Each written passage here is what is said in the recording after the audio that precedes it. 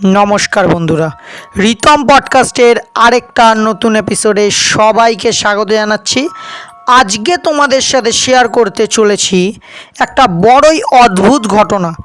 শ্যামনগরে একটা 15 বছরের বাচ্চা মেয়ের ওপরে পুতুল দিয়ে কালো জাদু করার একটা অসাধারণ গল্প আজকে তোমাদেরকে শোনাবো।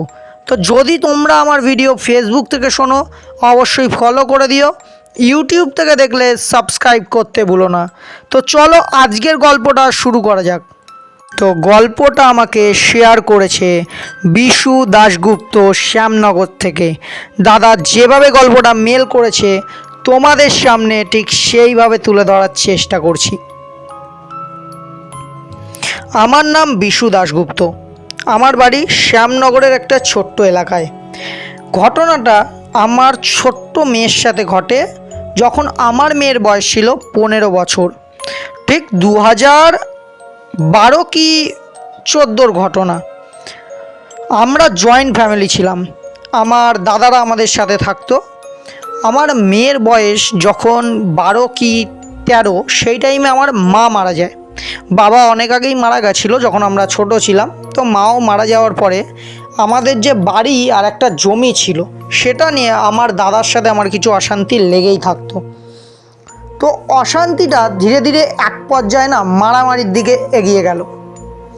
তো মারামারির দিকে যখন এগাচ্ছে তখন আমিও ফেড আপ হয়ে গেছিলাম। আমি একতরফা ভেবেছিলাম আমি এই বাড়িতে থাকবো না, কারণ এত অশান্তি নিয়ে কি থাকা যায়?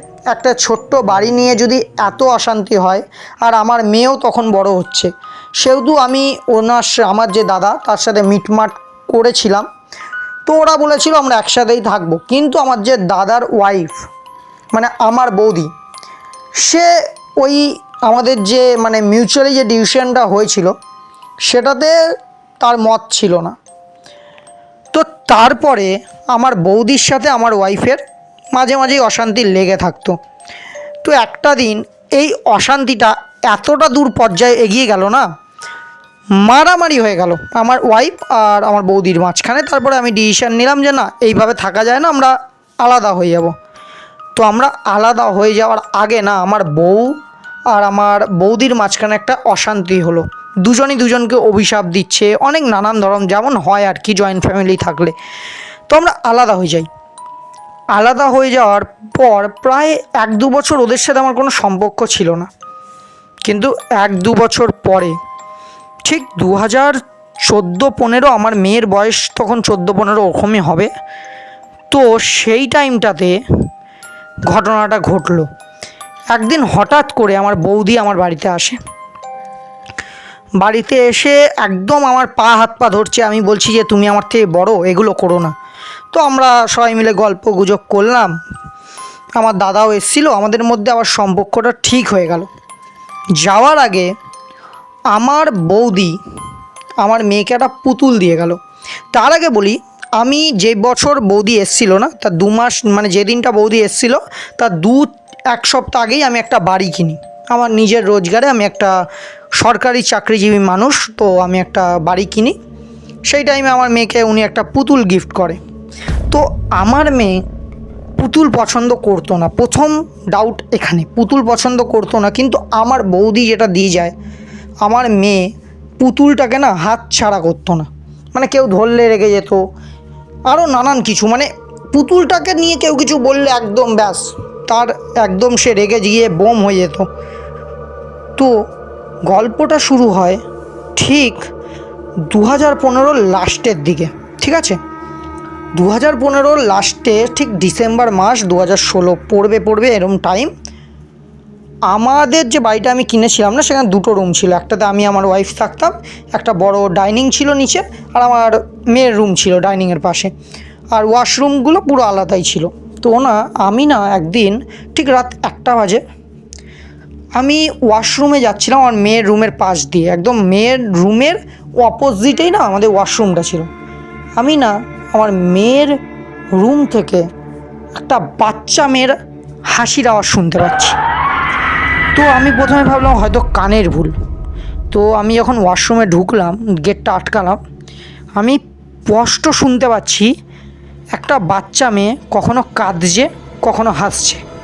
কখনো আবার চিৎকার করছে। আমার গায়ে একদম মানে কাঁটা দিয়ে উঠেছিল। তো আমি কোনো রকম বাথরুম করে বেরিয়ে মেয়ের রুমের দিকে এগালাম।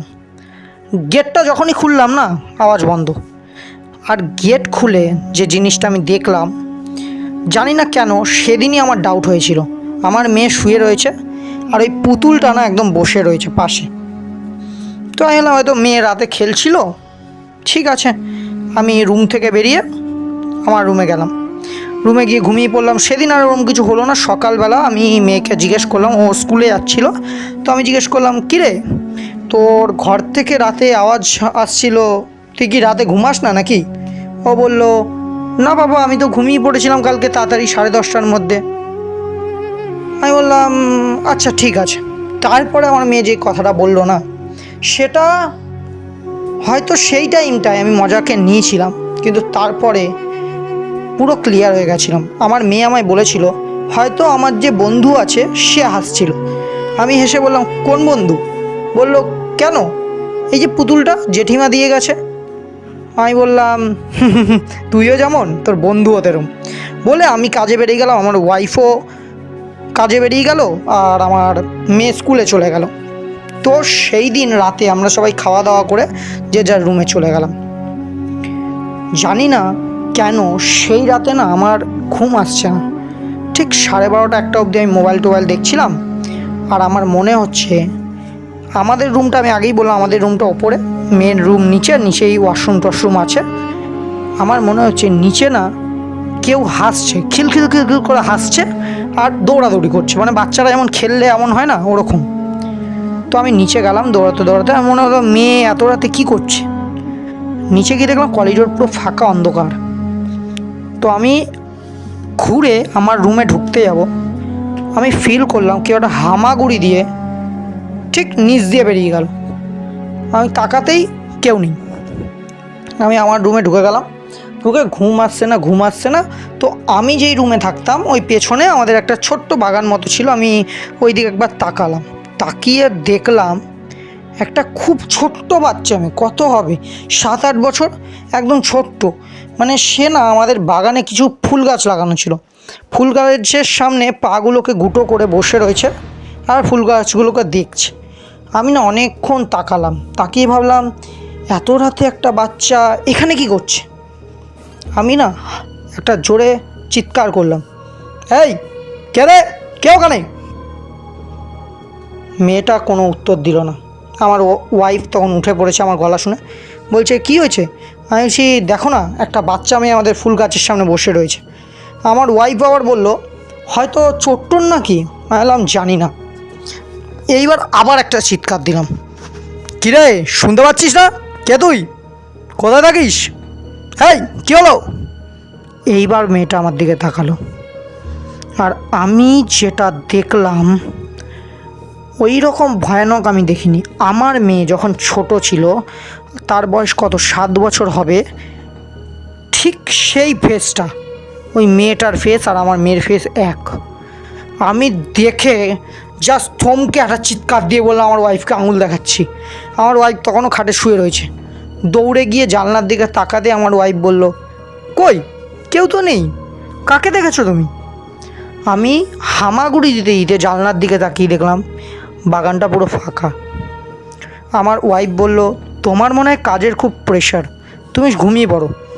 আমি আমার ওয়াইফের কথা মতো সেই রাতে ঘুমিয়ে পড়লাম। পরের দিন সকালে আমার ওয়াইফের ডাকে আমার ঘুম ভাঙলো।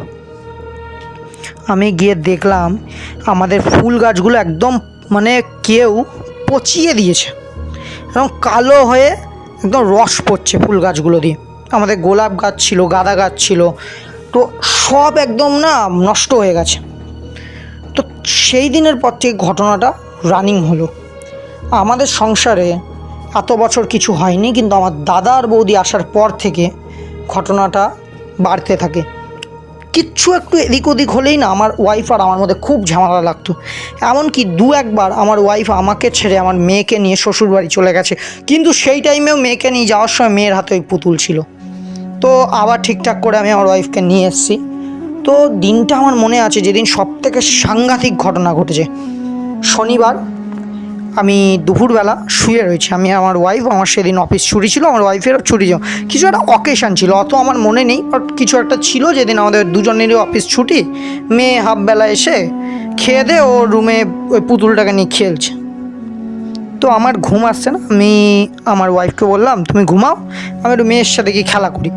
আমার ওয়াইফ বললো যাও। আমি মেয়ের রুমে ঢুকতে যাব, আমি আমার মেয়ের সাথে না আরেকটা মেয়ের গলা শুনতে পাই। মেয়েটা বলছে তোকে আমি আমার সাথে নিয়ে যাব। হ্যাঁ যাবি। আমার মেয়ে বলছে কোথায় নিয়ে যাবি বল না। আবার উত্তর দিচ্ছে অন্য একটা মেয়ে, হ্যাঁ তোকে নিয়ে যাব যেখান থেকে কেউ ফেরে না, মরার দেশে, সেখানে সবাই মরে গেছে, কেউ ভালো নেই জানিস, তোকে আমি নিয়ে যাব। হ্যাঁ। আমার মেয়ে বলছে না ওটা পচা জায়গা, ওখানে আমি যাব না। আবার উত্তর আসছে ওই দিক থেকে অন্য একটা গলায়, কেন যাবি না, ওখানে না অনেক কেউ আছে, তোকে নিয়ে যাব জানিস, ওই যে তোর দাদু ঠাকুমা মারা গেছে না, ওরাও আছে ওখানে, তুই ওদের সাথে থাকবি। আর মেয়ে বলছে হ্যাঁ। আমার বুকটা প্রচণ্ড ধরে একটা হৃৎপিণ্ডটা মানে একটা রানিং করলো হৃৎপিণ্ডটা। আমি সঙ্গে সঙ্গে গেটটা খুলে আমার মেয়ের রুমে ঢুকলাম। ঢোকার সঙ্গে সঙ্গে আমি যে জিনিসটা খেয়াল করলাম সেটা বড়ই অদ্ভুত। আমার মেয়ে বসে রয়েছে আর আমার মেয়ের অপোজিটে পুতুলটা ঠিক বসে রয়েছে। আমি বললাম কিরে কার সাথে কথা বলছিস তুই? আমার মেয়ে উত্তর দিল কেন এই যে পুতুলটা। আমি বললাম মজা করছিস, তোর সাথে এই রুমে আর কেউ আছে? বলল কই না তো বাবা, আর তো কেউ নেই। আমার সেই টাইমে পুরো গা ভারী হয়ে যাচ্ছে, আর পুতুলটার দিকে যত তাকাচ্ছি না, মানে ওই যে বাচ্চাদের যে সফট টয়গুলো হয় না সেরকম, আর ওর চোখগুলো না আমার দিকে খুব হিংস্র মতো তাকিয়ে আছে। আমি পুতুলটাকে নিয়ে বললাম তোকে এই পুতুলটা নিয়ে খেলতে হবে না। আমার মেয়ের রিয়াকশান পুরো আলাদা হয়ে গেল, যেটা আমি আজ পর্যন্ত আমার মেয়ের দেখিনি। ওর চুল মূল কেরম একটা এবড়ো খেবড়ো হয়ে গেল, ও একদম নিচু হয়ে চোখগুলোকে একদম তুলে আমার দিকে তাকালো, তাকিয়ে বলল কি বললি, নিচে রাখ ওটাকে নিচে রাখ। আমি পুতুলটাকে রেখে আমার মেয়েকে একটা চড় মারলাম, মেরে বললাম কী শিখছো স্কুলে এগুলো, এইভাবে কথা বলে বাবার সাথে? ও কাঁদতে শুরু করে বলল আমি কি করলাম বাপি, তুমি আমায় মারলে কেন, বলে কাঁদতে শুরু করলো। আমি আমার মেয়েকে জড়িয়ে ধরে আদর করে ওকে চুপ করালাম। তারপরে পুতুলটার দিকে তাকালাম, আর আমার স্পষ্ট আমি দেখলাম আমি ভুল দেখিনি সেদিন, ওই পুতুলটা আমার দিকে তাকিয়ে হাসলো। আমি খুব ভয় পেয়ে গেলাম। আমি বললাম তুমি খেলো আমি আসছি, বলে আমি আমার ওয়াইফের রুমে গেলাম। আমার ওয়াইফকে ঘুম থেকে তুলে পুরো গল্প বললাম।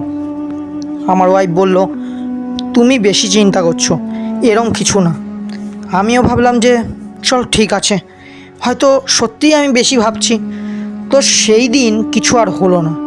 পরের দিন রবিবার, আমি একটু মাংস এনে আমার বাইক নিয়ে বেরিয়েছিলাম, বাইকটা একটু সার্ভিসিং করব বলে। বাড়িতে আমার ওয়াইফ আর মেয়ে।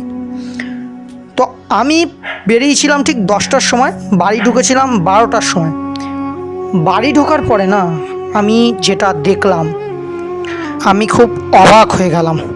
আমি দেখলাম আমার ওয়াইফ ডাইনিং টেবিলের একদম কোনায় একদম গুজো সুজো হয়ে বসে রয়েছে।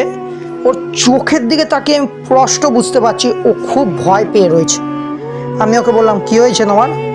ও ঠিক আঙুলটা কিচেনের দিকে করলো। আমি দেখতে পেলাম যে মাংসটা আমি এনেছিলাম আমার ওয়াইফ বাটিতে রেখে একটু মানে মশলা টশলা মাখিয়ে ম্যারিনেট করে রেখেছিল, মাংসের বাটি পুরো ফাঁকা। আমি বললাম কী হলো, রান্না হয়ে গেছে নাকি? আমার ওয়াইফ তখনও ও যে আঙুলটা দেখিয়ে রয়েছে তখনও দেখিয়ে রয়েছে, আর ওর হাত থরথর করে কাঁপছে। আমি ওকে তুলে বললাম কী হয়েছে? ও কাঁদতে আমায় জড়িয়ে ধরলো। আমি বললাম কী হয়েছে বলবে তো? ও বলল আমার ওয়াইফ নাকি রান্না করছিল, রান্না করতে করতে এই ম্যারিনেট যে মাংসটা আছে ওটা নিয়ে হয়তো ভাজতে যাবে বা কিছু, হাত দিয়েছে, দেখছে বাটিটা নেই। পেছন ঘুরে দেখলো আমার মেয়ে ওই মানে আমাদের ডাইনিং টেবিলের নিচে বসে মাংসটা কড়মড় করে চিবাচ্ছে, ওই কাঁচা মাংস, আর ওর মুখে পুরো রক্ত। আমার মেয়েকে আমার ওয়াইফ বললো কী হয়েছে তোর, কী করছিস এগুলো? আমার মেয়ে ঘুরে, মেয়ের গলা নাকি তখন মেয়ের গলা নেই, মেয়েটা বলছে অনেক দিন পরে খেয়েছি, অনেক দিন। বলে আমার মেয়ে হামাগুড়ি দিতে দিতে ওর রুমে ঢুকে রুমটা লক করে দেয়। আমি ভয়ে দৌড়াতে দৌড়াতে আমার মেয়ের রুমে ঢুকি। ঢোকার সঙ্গে সঙ্গে দেখি আমার মেয়ে পুরো একদম লম্বা হয়ে খাটে শুয়ে রয়েছে। ওর গা হাত পায়ে পুরো রক্ত, ওই কাঁচা মাংস যেটা খেয়েছে ওই রক্ত, আর এই পুতুলটা ওর পাশে একদম সিধা হয়ে বসে রয়েছে। আমার খুব রাগ হয়, আমি পুতুলটাকে একদম গলা টিপে ধরি, ধরে একদম ফেলে দিতে যাই। হঠাৎ করে দেখি পেছন থেকে একটা আওয়াজ আসে, কী হলো, রাগ আমাকে। আমি ঘুরে দেখি আমার মেয়ে বসে আছে, আর ওর চোখ পুরো লাল, চুল খোলা। আমি বলি, কে তুই, কেন এসেছিস এখানে? একটা হাসি দেয়, হাসি দিয়ে বলে, মেরে ফেলবো তোকে, তোর বউকে, আর সবার আগে তোর ছোট্ট মেয়েকে। আমার খুব রাগ হয়, আমি বুঝতে পারি ওটা আমার মেয়ে না। আমি চিৎকার করে এই পুতুলটাকে বাড়ি দিয়ে নিচে আর বলি, শেষ করে দেবো তোকে, জ্বালিয়ে দেবো এখনই। পুতুলটা বলে, এত সাহস, আমায় নিচে ফেললি? মানে আমার মেয়ের গলা দিয়ে বলছে, এত সাহস, আমায় নিচে ফেললি বলে না। বিশ্বাস করুন না, ওই দৃশ্য আমি দেখিনি। আমার মেয়ের দুই চোখ দিয়ে লাল, একদম ছিবড়া ছিবড়া গল গল করে রক্ত পড়ছে। আমি দেখে জাস্ট ওই টাইমটাতে অবাক হয়ে দাঁড়িয়ে থাকি। আমার হৃৎপিণ্ড প্রায় বাস্ট করে যাবে, আমার হাত পা থত করে কাঁপছে, চোখ মুখ আমার ঘামছে। হট করে না আমার মেয়ে নিজের গালে নিজের একদম ঠাসিয়ে ঠাসিয়ে চড় মারছে। আমি ভয়তে আমার মেয়েকে বলি, ও ছেড়ে দাও, ছেড়ে দাও, ও খুব ছোট, ওকে বাঁচতে দাও। একটা হাসি দেয় আমার মেয়ে, নিজের মাথা ধরে একদম বেঁকাতে শুরু করে। আমি বলি, করো না বলে ওর হাতটা ধরি। বিশ্বাস করবে না, ওইটুকু একটা মেয়ের গায়ে এত জোর, ও আমার গলাটা যখন টিপে ধরে রাখে না, আমার বউ দৌড়ে এসে ছাড়ায়, নাহলে হয়তো আর যদি ও 1 মিনিট আমার গলাটা টিপে ধরে থাকতো, আমি ওখানে শেষ। তখন আমার বউ বলছে, কে তুমি, কেন ক্ষতি করছো আমার মেয়ের? চোখটা বন্ধ করে আমার মেয়ে, শুয়ে পড়ে। হঠাৎ করে আবার চোখ খুলে এইবার আমার মেয়ে আমায় বলছে, বাবি আমার খুব কষ্ট হচ্ছে, আমাকে মারছে, আমার সারা শরীরে পেরেক পুড়ছে বাপি। আমার শোনার পরে না আমার মাথা ব্যথা কিছু কাজ করছে না। আমি দৌড়ে বেরিয়ে গেলাম বাড়ি থেকে। আমাদের বাড়ির সামনে একজন পুরোহিত থাকে, আমি যোগাযোগ করলাম। উনি বলল, এসব তন্ত্রবিদ্যা আমরা বলতে পারবো না, আমি একটা তান্ত্রিকের খোঁজ দিচ্ছি, তার কাছে যান। উনি একজন মহিলা ছিলেন। আমি দৌড়াতে গেলাম, গিয়ে ওনাকে সব ঘটনা খুলে বলে ওনার পায়ে পড়ে কান্না শুরু করে দিলাম। উনি আমায় বলল, শান্ত হও, আমি দেখছি। উনি একটা যজ্ঞের ব্যবস্থা করলো, সেখানে আমি টাকা দিয়ে যা লাগবে উনি সঙ্গে সঙ্গে এনে দিলাম। সেদিন দুপুরবেলা যজ্ঞ হলো। যজ্ঞ হওয়ার পরে ঠিক 6টার সময় ওনার ফোন এলো। আমরা তখন একটা রুমে বসে রয়েছি, আমার মেয়ে মাঝখানে শুয়ে রয়েছে, আর ওর চোখ দিয়ে তখনও রক্ত পড়ে যাচ্ছে সেই টাইমটাতেও, আর ওর সারা শরীর না নীল হয়ে যাচ্ছে। আমাদের চিন্তায় একদম মানে শরীর কাঁপছে। ফোনটা আসার পরে আমাকে ডাকে ওই মহিলাটা, আমি যাই। আমাকে বলে, আমার বাড়ির উত্তর দিকে কেউ একটা মরা বিড়ালের মাথা পুঁতে রেখেছে। আমার মেয়েকে একটা পুতুল দেওয়া হয়েছে, সেই পুতুলটার মধ্যে ব্ল্যাক ম্যাজিক করা আছে। দেন আমার মেয়ের কেউ চুল নিয়ে গেছে, সেই চুল দিয়ে পুতুল বানিয়েছে। আর আমার মেয়ের নাকি ছোটোবেলার কোনো একটা জিনিস, জামা বা যাই হোক ছোটোবেলার কিছু একটা দিয়ে একটা পুতুল বানিয়েছে। আর আমার মেয়েকে অনবরত পেরেক পুঁতছে, পেটে, হাতে, 2 চোখে অলরেডি পুঁতে রেখেছে। আমার মেয়ে দেখতে পাচ্ছে না কিছু, মানে ওকে পুতুল দিয়ে চালনা করা হচ্ছে। আর আমাদের বাড়িতে একটা না 6খানা পেট অলরেডি দিয়ে রেখেছে, পেট পাচার করে রেখেছে। আর আমার মেয়েকে 48 ঘন্টার মধ্যে মেরে ফেলবে। আমি কান্নায় ভেঙে পড়ি, আমি হাতে পায়ে ধরি যে কিছু একটা করুন, আমি বাঁচতে পারবো না আমার মেয়েকে ছাড়া, কিছু করুন। উনি আমাকে বলে, আমি ব্যাপারটা দেখছি, তুমি একটা কাজ করো, কালকে সোমবার শুভ দিন, তুমি তোমার মেয়েকে নিয়ে ঠিক সকাল 12টার সময় আসবে। আমি বলি ঠিক আছে। কিন্তু সেই রাতটা আমি যেভাবে কাটিয়েছি না, কারণ না হলে আমি বোঝাতে পারবো না। মেয়ে মাঝখানে শুয়ে রয়েছে, আমরা দুদিকে দুজন, আর সারা ঘরে মনে হচ্ছে না দানবের একদম চাল হচ্ছে, মানে কেউ মনে হচ্ছে ছাদে লাফালাফি করছে, নিচে মনে হচ্ছে ভেঙে যাচ্ছে কিছু। মানে আমাদের যে কাচের গ্লাসগুলো ছিল না, আমাদের প্রায় সেই টাইমটাতে আমরা 2-3টে কাচের পুরো সেট কিনেছিলাম, পুরো ভেঙে দিয়েছে, চুর চুর করে দিয়েছে, মনে হচ্ছে নিচে কেউ কিছু ভাঙছে। তারপর আমাদের ঘরের যে দরজা আমরা লক করে রেখেছিলাম, মনে হচ্ছে না কেউ টাক টাক টাক করে আওয়াজ করছে, মানে কেউ নক করছে। আর আমার মেয়ে মাঝে মাঝে কেঁদে উঠছে আর বারবার একটা কথা বলছে, আমাকে মারছে, আমার গায়ে আগুন দিচ্ছে, আমাকে বাঁচাও। আমি সারা রাত কেঁদেছি, আমার বউ সারা রাত কেঁদেছে। সেদিন সকালবেলা যখন আমরা নিয়ে যাচ্ছি আমার মেয়েকে গাড়ি করে, গাড়ির সামনে কোথা থেকে একটা কুত্তা এসে পড়ে, কুত্তাটা আমাদের গাড়িতে লেগে মারা যায়, ওখানে লোক হয়ে যায়। হঠাৎ করে সেই জায়গাটাতেই আমরা যখন কুত্তাটাকে আমি নেমে দেখছি, সেই টাইমে একটা গাছ ভেঙে পড়ে আমাদের গাড়ির উপরে, গাড়িটা সেই টাইমে নষ্ট হয়ে যায়। আমি কোনো দিকে না তাকিয়ে বুঝতে পারি কী হচ্ছে, আমি আমার মেয়েকে কোলে নিই, দৌড়াতে দৌড়াতে ওই পুরোহিতের কাছে যাই, গিয়ে সব বলি খুলে যে এই হয়েছে। উনি বলে এটা বাধা দিচ্ছে, তুমি চিন্তা করো না।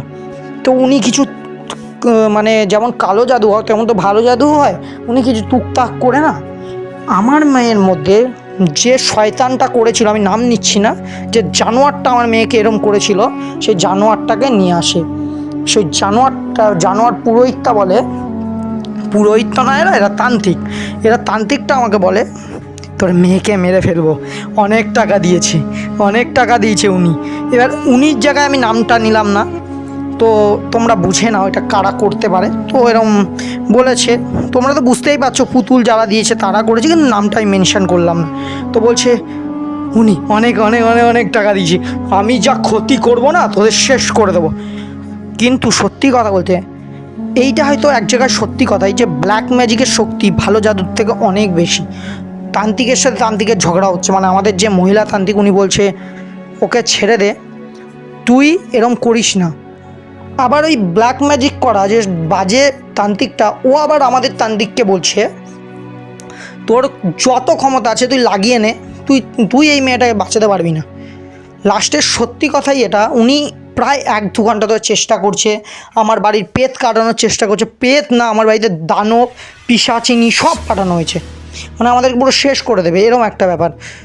তারপরে অনেক রিকোয়েস্ট করার পরে ব্ল্যাক ম্যাজিক করা তান্ত্রিকটা আমাকে বলে তুই যদি আমাকে একদিনের মধ্যে 50,000 টাকা দিস আমি তোর মেয়ের ক্ষতি করবো না। সেই টাইমটা আমার কাছে উপায় ছিল না, আমি ওনাকে অফার দিই উল্টে, আমি 70,000 80,000 টাকা যা বলবে দেবো, কিন্তু আমার মেয়েকে তুমি ছেড়ে দাও আর আমাদের ক্ষতি তুমি করবে না। উনি রাজি হয়ে যায়। দেন আমি ওনাকে টাকা দিয়ে আমার মেয়েকে ভালো করি। তারপরে আরও বড় আমাদের ফ্যামিলি যে অশান্তি হয় সেগুলো ফ্যামিলি ম্যাটার, এগুলো আর এখানে তোমার গল্পে আনলাম না।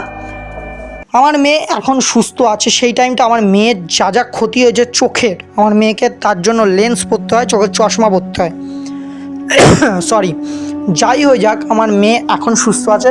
তো এই গল্পটা যদি তোমার ভালো লেগে থাকে অবশ্যই পড়ে শুনিও। আজকের জন্য এইটুকু। আজকে আমি যে গল্পটা তোমাদেরকে পড়ে শোনালাম না, এটা আমার চ্যানেলের বেস্ট গল্প আমি বলবো। কারণ এই গল্পটা আমি এত ভূতের গল্প বলেছি, এত প্রেত আত্মা জিনের কথা বলেছি, কিন্তু এটা ফার্স্ট টাইম যে আমি কোনো ব্ল্যাক ম্যাজিকের গল্প পেলাম আর এত সুন্দর একটা গল্প, একটা রিয়েলিটিকে তুলে ধরা হয়েছে যে কালো জাদুর কী শক্তি থাকে আর এটা কীভাবে করা যায়। যদি তোমাদেরও ভালো লাগে থাকে অবশ্যই লাইক শেয়ার সাবস্ক্রাইব করে দিও, আর কমেন্টে জানিও গল্পটা তোমাদের কীরকম লাগলো। শেয়ার করে তোমার বন্ধুদেরও ভয় দেখিও ব্ল্যাক ম্যাজিকের ব্যাপারে। তো আজকের জন্য এইটুকু, দেখা হচ্ছে অন্য কোনো গল্পের সাথে। ভয় পাওয়াতে রিতম আবার ফিরে আসবে। চলো অন্য কোনো গল্প নিয়ে দেখা হবে আবার। টাটা।